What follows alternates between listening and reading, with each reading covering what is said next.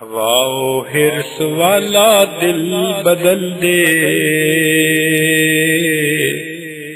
میرا غفلت میں ڈوبا دل بدل دے۔ یعقوب علیہ السلام کے وصال کا وقت آیا تو اپنے بیٹوں کو بلایا۔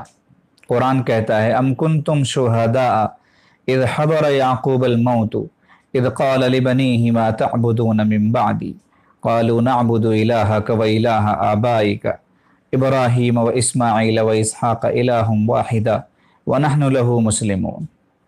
کہ تم سارے وہاں بیٹھے ہوئے تھے اور یعقوب علیہ السلام دنیا سے رخصت ہو رہے تھے تو انہوں نے اپنے بیٹوں سے کہا تھا کہ بیٹو یہ بتاؤ ما تعبدون من بعدی، میرے بعد کس کی عبادت کرو گے تم لوگ؟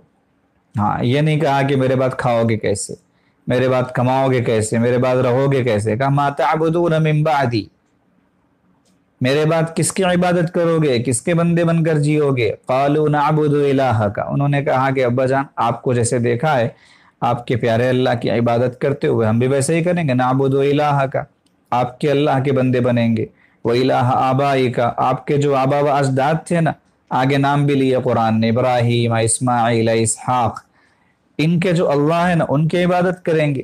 کون ہے وہ اللہ؟ الہ واحدہ، ایک اکیلے اللہ، وَنَحْنُ لَهُ مُسْلِمُونَ، اور ہم انہی کی مان کر چلیں گے۔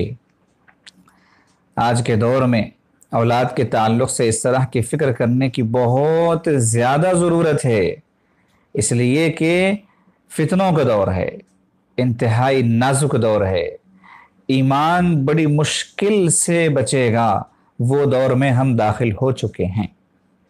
ایک دعا ہے نبی علیہ السلام کی، اللہم انی اعوذ بک من الفتن ما ظہر منہا وما بطن۔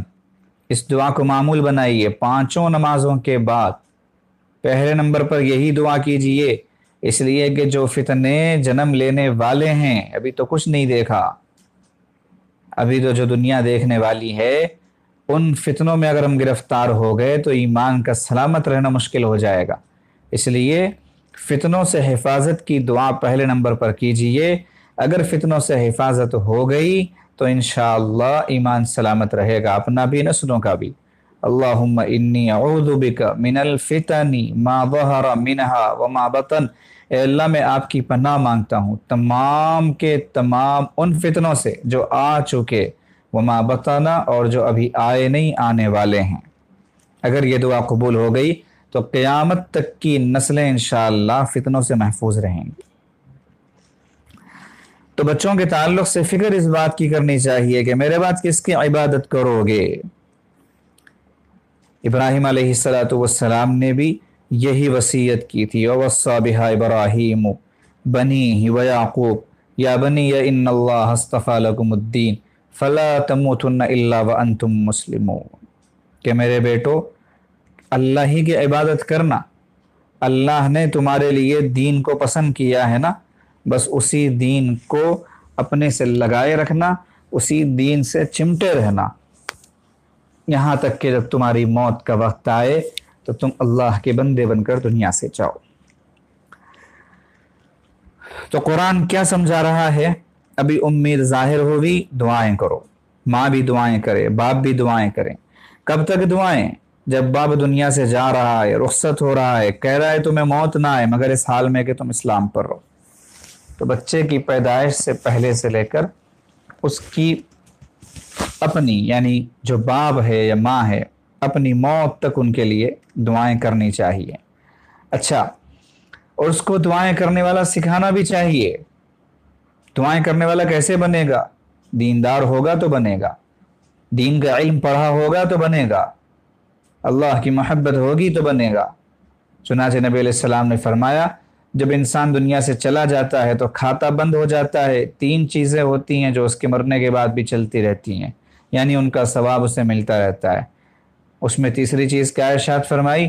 او من ولد صالح یدعو له، کہ کوئی نیک بندہ، اولاد، اس کی اولاد کی شکل میں جو کوئی نیک بندہ ہو، اس کا بچہ بھی ہو سکتا ہے، بچی بھی ہو سکتی ہے، ساری اولاد ہو سکتی ہے یا اولادوں میں ایک آدھ بھی ہو سکتا ہے، یدعو له، جو اس کے لیے دعا کرے۔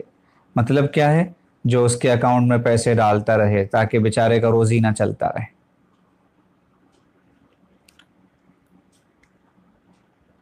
یہ تو ماں باپ سے کوئی پوچھے کہ ان کے دل سے دعائیں اولاد کے لیے کہاں کہاں نکلتی ہیں۔ اولاد جب آنے لگتی ہے نا دنیا میں تو ماں باپ خود کو بھول جاتے ہیں، بس انہیں اولاد یاد رہتی ہے۔ رب اجعلنی مقیم الصلاۃ ومن ذریتی ربنا وتقبل دعا، یہ دعا التحیات میں قاعدے میں پڑھی جانے والی دعا ہے۔ اللہم انی ظلمت نفسی ظلما کثیرا وہ بھی ہے، اور رب اجعلنی مقیم الصلاۃ ومن ذریتی یہ بھی ہے۔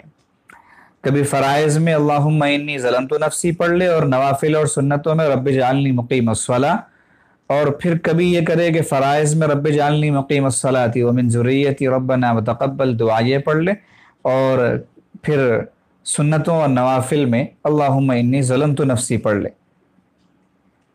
بلکہ سنت و نوافل میں یہ گنجائش ہے کہ دونوں بھی پڑھے، اللہم انی ظلمت نفسی بھی پڑھے، رب اجعلنی مقیم الصلاۃ ومن ذریتی بھی پڑھے۔ اب آپ نے 6 سال کے بچے کو یہ دعا سکھا دی، رب اجعلنی مقیم الصلاۃ ومن ذریتی، نماز سکھائی تو نماز میں یہ دعا سکھا دی۔ اب 6 سال کا بچہ اپنی اولاد کے لیے دعا کر رہا ہے کہ میرے پروردگار نماز کا قائم کرنے والا مجھے بھی بنائیے اور میری آنے والی اولاد کو بھی بنائیے۔ تو 5-6 سال کی عمر میں جب بچہ یہ دعائیں مانگنا شروع کر دے، اور آگے 22 سال میں، 23 سال میں، 25 سال میں وہ شادی شدہ ہو اور پھر اس کو اولاد ہو، تو اگر یہ دعا قبول ہو چکی ہو تو بتائیے آنے والی اس کی اولاد نماز قائم کرنے والی بنے گی کہ نہیں؟